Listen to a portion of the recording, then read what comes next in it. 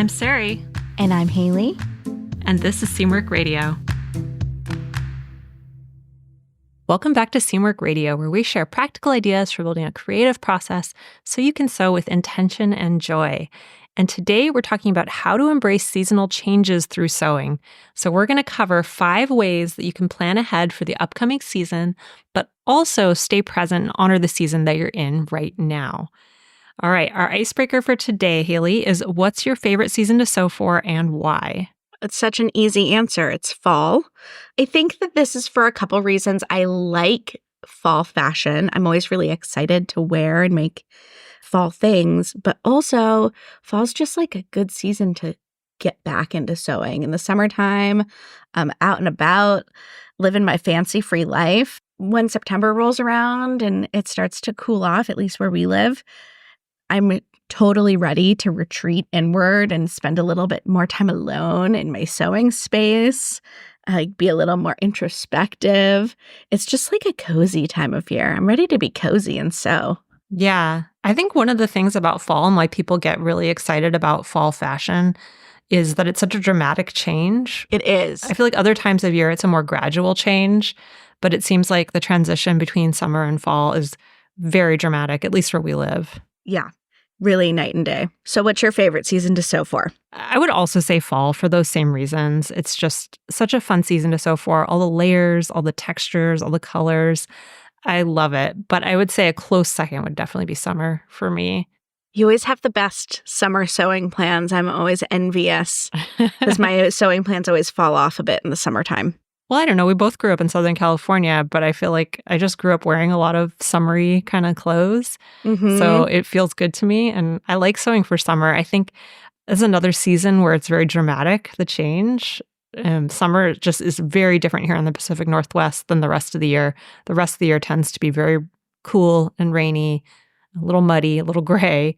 And then in summer, we have the most beautiful summers. So it's just fun. It's like a different character you get to play. Yeah, maybe it's because I'm like summer sewinged out. Mm-hmm. I spent like my first part of my sewing life and career making like, Southern California clothes, just cotton year round. Yeah. And now I'm like, ooh, wool. It is different. What a novelty. Yeah, that's very true. Well, it was a great icebreaker to lead us into the topic for today. And if you have an icebreaker for us, let us know. We'll use it on a future episode. If you're a member, you can leave it at seamwork.com/go/icebreakers. That'll take you to a thread on our community where you can leave your idea. All right, so let's talk about the issue for today. So with sewing, you're always thinking a few steps ahead about what's coming up in your life, the next season, what you need. And I think when you're in that mindset, it can be hard to be present in the season that you're in currently. So how do you strike the balance of planning ahead while honoring the season you're in? And that's what we're going to be talking about today. So for you, Haley, what season are you sewing for right now? Right now, as we're recording this, it's early October. So I just started my fall sewing a little bit on the later side than I usually do. Mm-hmm. And I haven't even gotten into the winter mindset yet. But I'm taking a little different approach this year. I'm just going to sew 1 or 2 like meatier projects in the fall that also could transition really well into the winter. So I guess it's kind of fall winter. But it's cheating a little bit. What about you? What are you sewing for?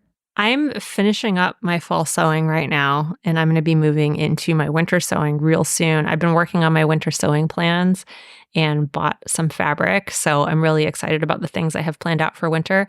I have a couple projects for fall that are already cut out, just some knit tops that I need to put together, and then I'm going to move on to winter, so kind of at the tail end of fall. Do you find that there's a season that you struggle with sewing for the most? Definitely winter. I do find that I struggle with winter, followed by spring because spring is just all over the place in terms of weather. But I think winter is the one I struggle with the most just because I just feel kind of a little bit bleh in winter a lot of the time. And I find myself just wearing the same things constantly in order to be comfortable, like wearing a lot of leggings. I have a really nice warm parka, but I wear it every day because it's so comfortable. And I just want comfort in the winter rather than, trying to be fashionable a lot of the time. Yeah, I feel that. So that makes it a little bit hard to get excited about sewing. So that's one of the things I'm trying to change this year and try to make it a little bit more cozy and fun. I would say winter is one I struggle with as well, but to be different. I will also say summer because I tend to not do as good of a job of planning my summer sewing. Mm, I just get really caught up in the moment of summer and doing all of the fun summer things. And I garden a lot, so that part of my free time is taken up a lot more by my gardening. yeah. So I tend to just kind of fly by the seat of my pants in the summertime and like, so whatever kind of strikes my fancy. Yeah. But I would love to. My summer wardrobe is like so sad. I feel like I just repeat the same like 4 outfits, which is there's totally nothing wrong with that. I personally desire slightly more variety Mhm. in my wardrobe. So maybe 2025 will be the year of Haley's summer wardrobe. Who knows? That's interesting because it's, one of my favorites and it's the one you struggle with. Yeah, you always have the best sewing plans. And I think it's kind of the same with what you were saying about winter is that in the summertime, I need really practical clothes. But in my mind, I'm like, I want to wear slip dresses and frolic, but I'm not frolicking. I'm like going to the river with children and digging in the mud. Yeah. So my summer fantasy doesn't align with the reality. Sounds like you need more frolicking in your life. I do need more frolicking. Thank you for acknowledging this lack of frolic. Well, going to the river and digging them up with children is just a different form of frolicking, I think. That's true. That's true. Good perspective. So you said that you're sewing for winter right now. How far in advance do you start sewing for a new season typically? I usually start not this early. This is early for me. I usually start towards the tail end of the previous season rather than in the beginning of fall, really. Or I would say we're kind of in the middle of fall right now. Yeah. So this is a little bit earlier than I usually plan. What about you? I would say, yeah, tail end. So in August, I'll start thinking about fall and maybe we'll begin selecting things like more in the planning stages. Yeah. And then that way, when the season strikes, which for fall, I'm like after Labor Day, fall is in full swing in my book anyway. So I'll start sewing things around that point. And it's kind of like follows that 3-month cycle throughout the year, I would say. Yeah. I think one of the hard things for me is that I get so excited about fall clothing that I tend to plan too much for the fall. So that's one thing I tried to avoid this year, which allowed me to start a little bit earlier on my winter plans, which the reason is that I feel like I really wanted to try and plan out my winter projects really well so that I would be more motivated to sew in the winter in those gloomier months. So I had to kind of think ahead for that one, make sure that I wasn't taking on too much for fall because I get so excited about fall. Yeah, I do tend to just sew in the winter, like all of my fall leftovers. Yeah, which is fine. They usually transition pretty well. Yeah, it's fine. Well, this leads us into our first tip very conveniently, almost like we planned it that way. So tip number 1 is to decide when to shift gears from season to season. This is going to be super personal. The soonest to shift gears I would recommend is a month before the season begins, like we were talking about. So for example, start fall sewing in August or sew for winter starting in November. I feel like this is a really fine line because you want to be able to enjoy and be present in the moment and the season that you're in while also setting yourself up for success for your future sewing plans. I find that month before is a really great time to start winding down, sewing for the season that you're in, while like examining your queue and deciding what's going to make it, and kind of figuring out what pieces might transition really well, what pieces you're going to be able to wear still. And so it's kind of that like hybrid month, your little transitional month, winding down the previous season while conceptualizing the next season. Yeah, it's a good time to, like you said, to look at what you had planned to sew and if there's anything that could be maybe reimagined a little bit for the next season, or is it going to work for the next season? Are there different ways that you'd be able to wear it in the next season, or do you want to save it for next year? Yeah, it's a good time to be kind of cutthroat, I would say. Yeah, this is one thing that I did. I was planning to sew a pair of jeans. I might still squeak it in before my winter sewing begins, but I was going to do a pair of jeans for fall. And now I'm thinking maybe I'll save them for spring. I'm not quite sure yet, but it's good to strategize on those things if there are projects you really want to make, but you don't feel like you have enough time in the current season.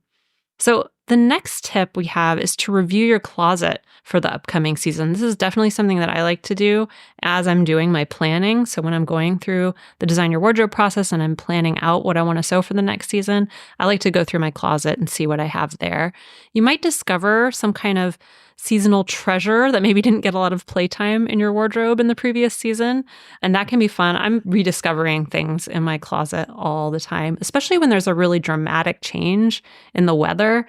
Then you haven't been wearing certain things for quite a while. And you can really you find jackets and coats and things that you haven't been wearing in the fall, for example. And I find that really helpful because you start to think about different ways to wear things. And it also helps you to avoid making repeats. So if you already have something that will serve the same purpose in your closet already, you might not want to wear it again, or you might want to replace it with something that you like a little bit better, that feels better. So it's a really good time to do a little bit of purging and to start making space for new things in your closet. So last night, Ken was out of the house last night, so I had just bought some organizing stuff and decided to reorganize my entire closet last night.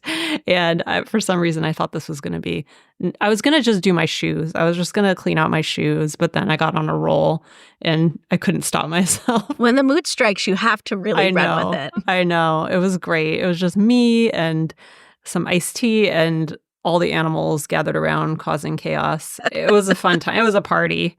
My cat Rusty is really obsessed with shoes. So I had all the shoes out so I could put them away into boxes. He was going nuts. He found this ballet flat and he was just like rabbit kicking it and wrestling with it and biting it. And I was like, I should probably stop him, but this is really cute. As long as it's not leather, I like this picture of Sarai and her menagerie of pets. It was pretty fun. They see you on the floor and it's like no holds barred. As soon as you sit down on the floor, it's on. Yeah, I get that. My children are the same. They're like, cool, playtime. Let's go. Yep. Well, the next tip is kind of related to cleaning out your closet. It's going through your stash. You can also use this as a time to kind of purge a little bit if the mood strikes. But I find going through my stash to be really helpful so that I can start pulling out fabrics and patterns that I might want to sew with in the upcoming season. It can be nice to create like a little stack that represents the season, almost treating it like a little bit of a mood board. As a bonus, it keeps it nice and accessible so that you have your fabrics right there to help keep you focused. You can also use the things that you find to create an actual mood board. So cut out some swatches and add that to your mood board. Doing things with the things you already have to keep you feeling really excited and hopefully maybe a little bit on budget too as a bonus. Yeah. I do both of those things personally. I made a video about 5 ways to organize your sewing room, little hacks, and you might want to check that on our YouTube channel because I have a little organizing tip for my queue of fabrics for the season. I used to have them just stacked up on a shelf, but I've started to keep those a little bit more contained and organized, and it's been really helpful. But I also put them up on my mood board, put little swatches up on my mood board to remind me, and it helps me to use up what I have. Yeah, I'm a mood board girl, and my mood boards just never feel complete without like a color palette and some swatches on it. It's the finishing touch for me. Yeah, I really like to have some physical things on my mood board as well as just pictures, just to have some texture and some 3 dimensions to it, The next tip is when in doubt to sew transitional pieces. So, for example, for August and September, it's nice to sew, for example, blouses because you can wear them now and you can layer them in cooler months. So that's really helpful. That's something that I try to do and try to think about as I'm planning out each season too. What's going to be wearable for more than one season.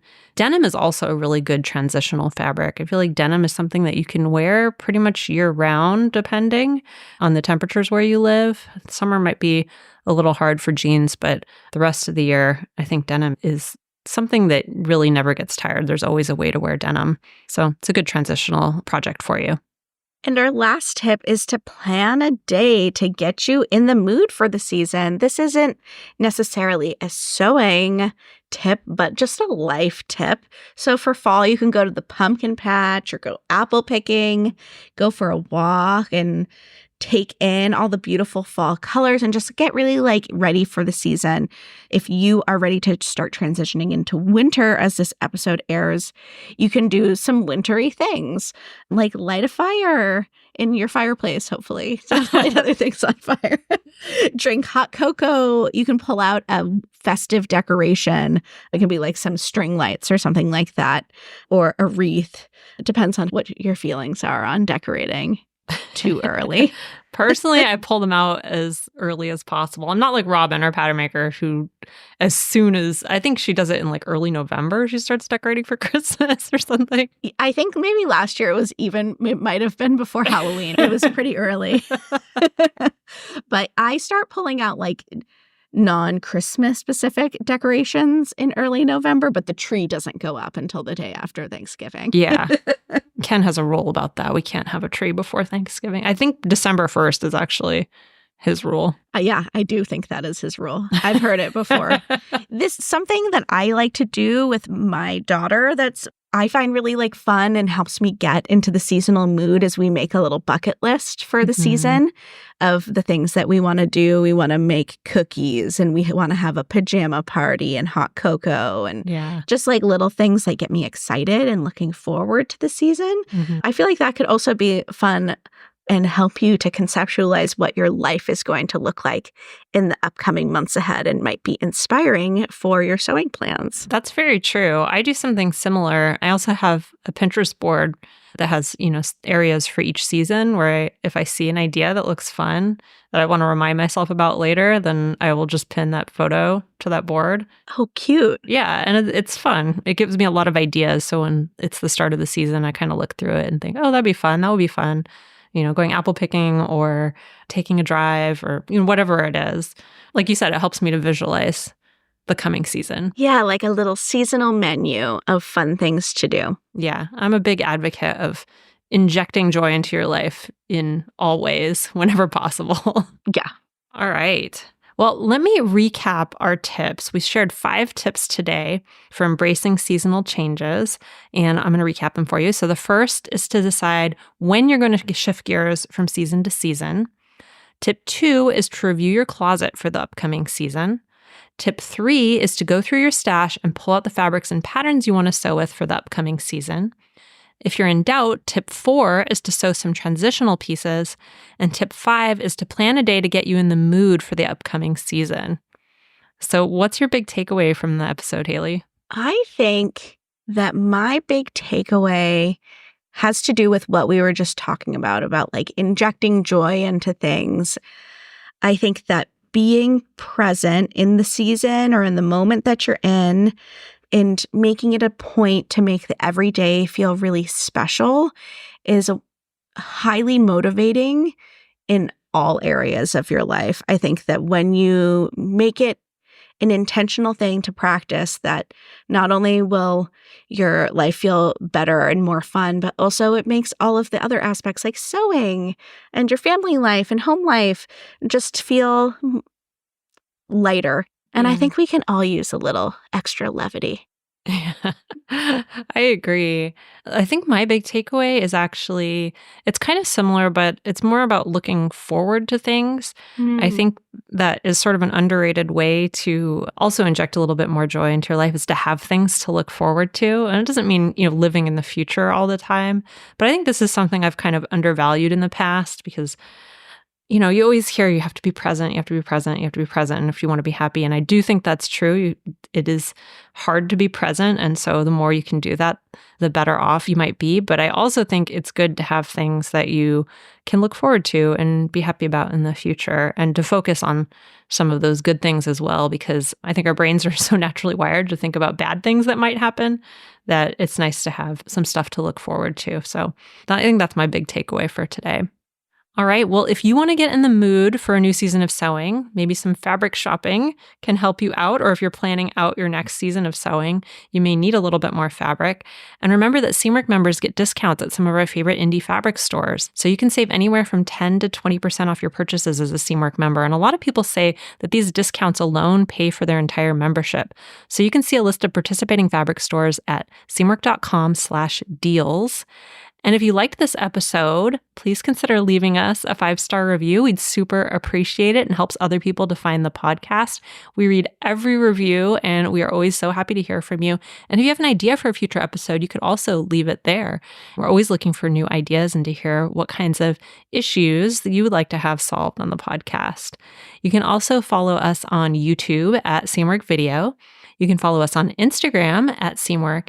And if you'd like to join Seamwork and become part of our private community, plus get access to hundreds of sewing patterns and dozens of sew-along classes, podcast listeners get a 50% off lifetime discount when you join at seamwork.com/go/podcast50. So that's seamwork.com/go/podcast50. All right, that's it this week. I'm Sarai. And I'm Haley. And this is Seamwork Radio.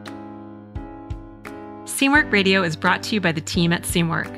Seamwork's an online community that supports you in creating a wardrobe that feels right for you.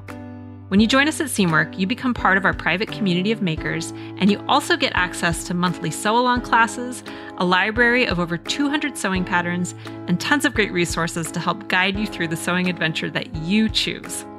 Podcast listeners can get half off a Seamwork Unlimited membership, which means you can download as many of those 200 plus patterns as you want at any time, and our community will be there to guide and support you. If you'd like to join us for half off, just visit seamwork.com/go/podcast50. You can also find us on Instagram at Seamwork, or visit our YouTube channel, which is called Seamwork Video.